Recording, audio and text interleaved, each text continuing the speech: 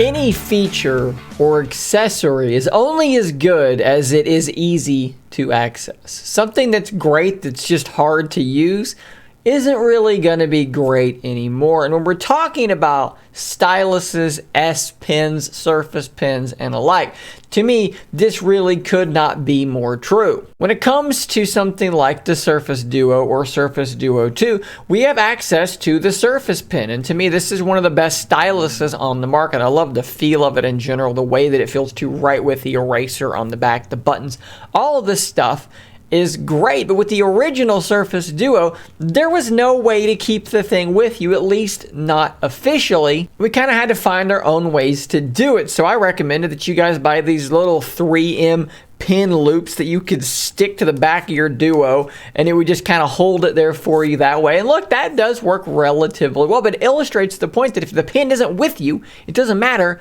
how good it is. Of course, with the Surface Duo 2, Microsoft stepped their game up and took this to another level with the charging pin case. You put this thing in the back of your Duo, the slim pin attaches magnetically to it, and it actually charges it. But I still think that you can do better than this because the thing is just kind of out there in the open, and that's a little bit of a clunky solution. Samsung has done similar things though with things like their Galaxy tabs, where the pin is just kind of magnetically stuck to the back of the thing. And granted, with a case like this, it kind of gets covered up and hidden, but I mean, that's a pretty similar solution to that. But obviously the best solution for these things is just having the pin stowed inside the device, inside a little silo made specifically for the pin. That's what they've done with the Note devices and now with the S22 Ultra. And if this headline is to be believed from 9 to 5 Google, that's what they're going to be doing with the Z Fold 4. No more will Z Fold users have to use these hit or miss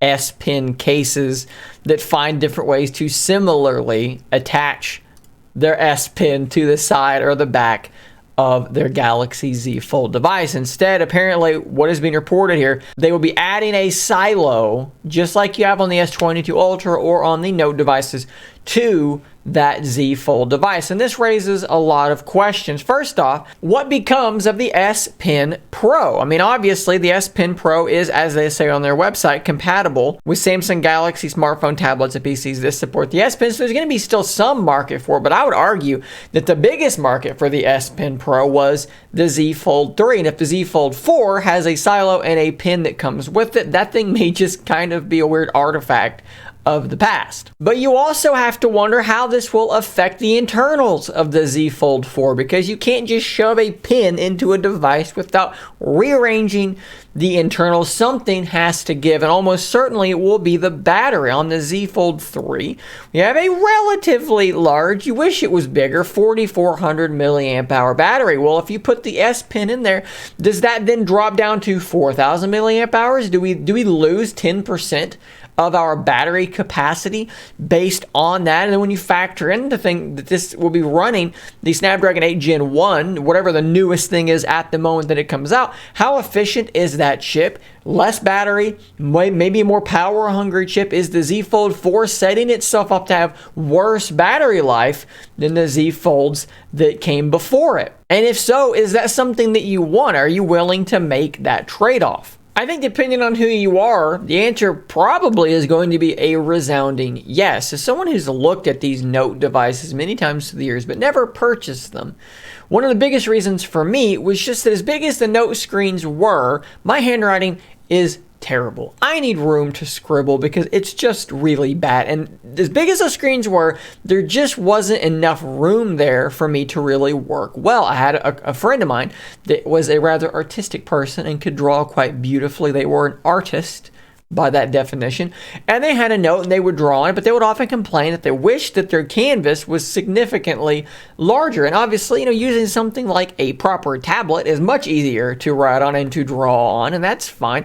But the idea of having a tablet that you can fold up in your pocket, to me, is just the best of both worlds. So long as it feels good to write on, it's a softer, ultra thin glass, and there's that divot there in the middle where the hinge is. But if you can get past those two things, that's got to be a tremendously better experience than just writing on the old school Note or the S22 Ultra, where the screen is quite a bit smaller. And this report does talk a bit about that screen size, because apparently it's not going to be changing. If we read here from the article, this report also claims that Samsung's display for the Fold 4 are virtually identical to the predecessors, at least in size. The inner display is apparently a 7.56-inch panel, which is 0.01 inches larger than the Fold 3's panel, so nothing significant there. Maybe they're shrinking the bezels ever so slightly all the way around. That would be a very small change.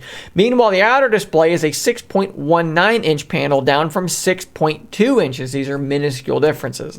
You're not even going to be able to tell. As they mention here, sadly, they're sticking with the same narrow aspect ratio instead of going with something more similar to Oppo's Find N, which I would have loved to see the Find N here on the left. I love that aspect ratio much, much better than what we have on the Z Fold. But at any rate, it looks like the screen sizes and so forth are going to be remaining pretty much the same. But that is still, as I stated, a big improvement over trying to ink and draw on a normal size phone screen that is tall, narrow, and a lot smaller than that. As us Surface Duo and Duo 2 users do await Microsoft slowly rolling out more Surface Pen features, hey, our button does stuff now. We can look over at what Samsung does with the S Pen and the features that it has, the myriad features that it does already have. And I have one on my Tab S7, and it's great. It's just better than what we have right now, unfortunately, in a lot of ways. All we can do currently is be jealous and watch as the Z Fold 4 might take that inking experience and bump it up to a whole new level. And if this does happen, to me, the Z Fold 4 would almost immediately become the best mobile inking experience around, just because of the size of that canvas and the software features that Samsung would have baked in for it. I'd love to know what you guys think, though. The S Pen is quite small, and I do like the size. The girth of the Surface Pen is easier, but there's so much going on there for Samsung. Let me know what you guys think in the comments down below. I'll see you on the next video, and until next time, stay nerdy, my friends.